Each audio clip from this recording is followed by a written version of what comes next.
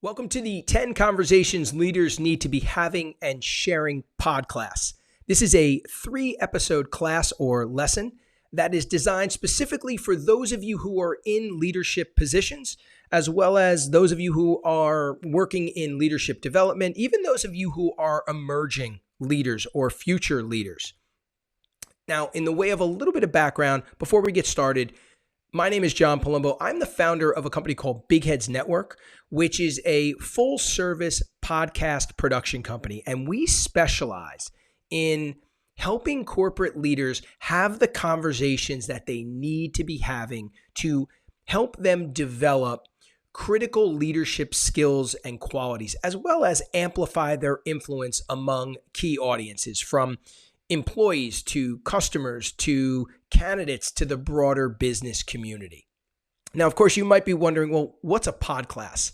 And PodCLASSes, simply put, are typically limited run, let's say 1 to 3 episodes or part lessons that are part podcast, part masterclass, and part presentation. And we do these to introduce corporate leaders and teams and groups to just unique and new ideas and approaches and strategies that they could potentially use to address a current need or challenge in their industry or their area or their field. Now, like I said, this PodCLASS is designed specifically for people in leadership positions, as well as those of you who maybe work in leadership development, as well as emerging or future leaders. And the goal of this PodCLASS is to arm you with actionable insights and information that can help leaders develop and cultivate the skills and qualities and practices that drive success. So like I said, this is going to be a 3-part PodCLASS, and this is part 1. And for part 1, I think where we're going to really focus is this whole idea of what it takes to be a modern leader. Now, what's really interesting is I think we all know that leaders have a lot on their plates. I mean, they have to oversee organizational goals and strategies, manage teams, foster innovation, and the list goes on and on.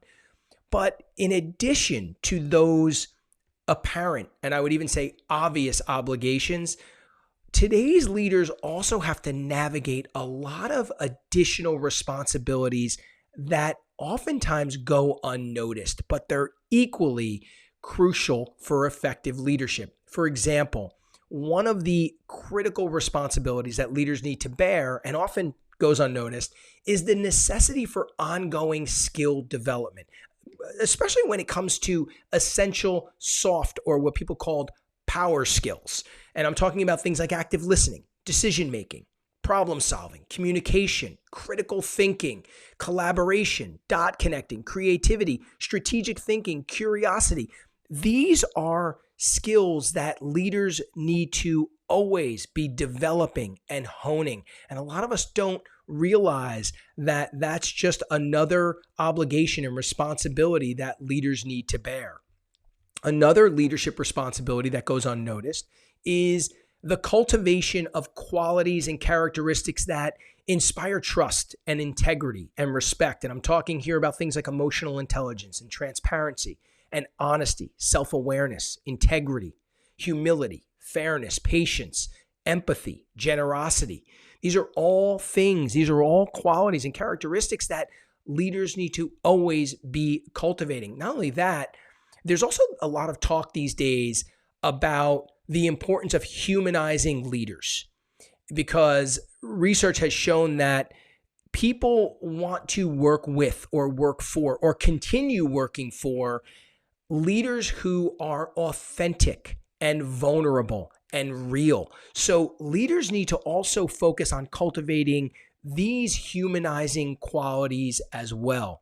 And on top of that, there's also numerous ongoing activities and practices that oftentimes go unnoticed, but are essential for leaders to adopt and implement. Here I'm talking about things like teaching, learning, thought leadership, knowledge sharing, and even personal branding. So you can take all these things and put them on top of those obvious roles and responsibilities and obligations that immediately come to mind when we think about today's leaders.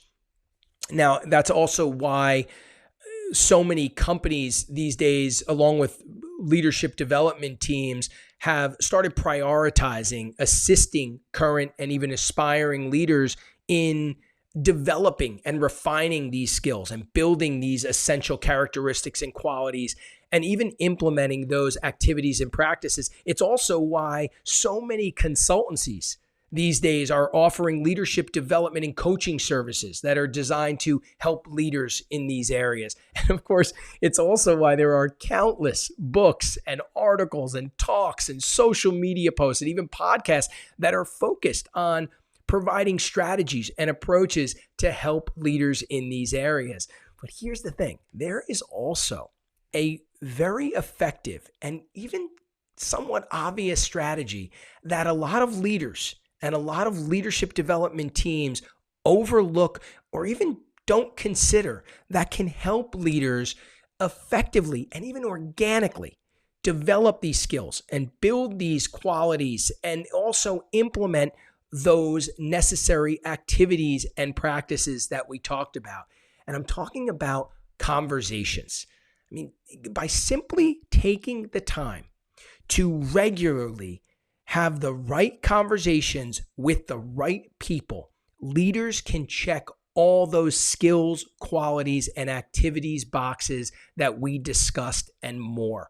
And it makes you wonder, well, why? Why are conversations not prioritized? Why are conversations being overlooked or not even thought of in the first place? Why are they taking a back seat? And there's a lot of reasons for that. First is just a lack of awareness. Some leaders just might not recognize the impact and the value of conversations in leadership development, and they might be unaware of the potential for things like learning and skill building through conversations. So there's a lack of awareness.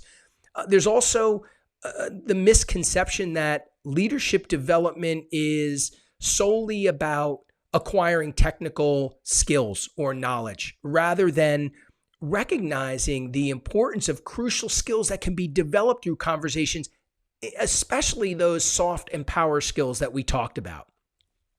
And leaders are busy. They have tight schedules.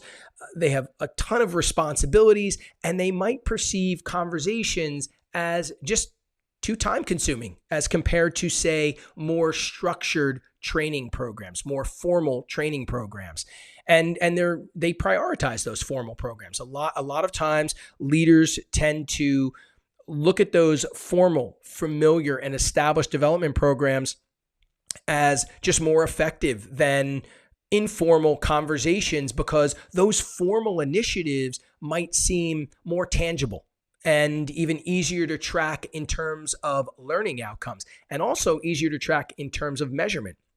I mean, conversations can be challenging to measure in terms of their impact on leadership development, and some leaders do prefer more quantifiable metrics associated with formal training and development programs. But we all know, especially if you're in leadership development, you know this 70-20-10 model and the importance of informal training and development approaches. This model here shows that 70% of training should be experiential, which is really kind of on the job training and acquiring those skills. 10% right at the top should be all the formal training, those lessons and those classes. But there's that 20% in the middle, which in this case is called social, but I would almost say this is the informal. This is the discussions, the meeting people, and also they have here mentorship, things like that. But I would put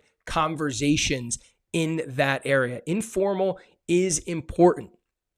And of course, there's also another reason why conversations take a back seat is the fear of vulnerability. I mean, engaging in open and honest conversations, it requires vulnerability. And some leaders are just uncomfortable exposing their challenges, their weaknesses, or their uncertainties to others. So those are a lot of reasons why conversations are not prioritized. But what I would say is it is time to put all those hesitations, all those misconceptions, and even those excuses aside and find a way to have regular conversations and make them one of your top priorities. Schedule discussions that give you the opportunity to teach, as well as to learn, to inspire, as well as to be inspired, to inform, as well as to get informed, and to challenge, as well as to be challenged. And if you do that, you will quickly see the impact and the benefits that having the right conversations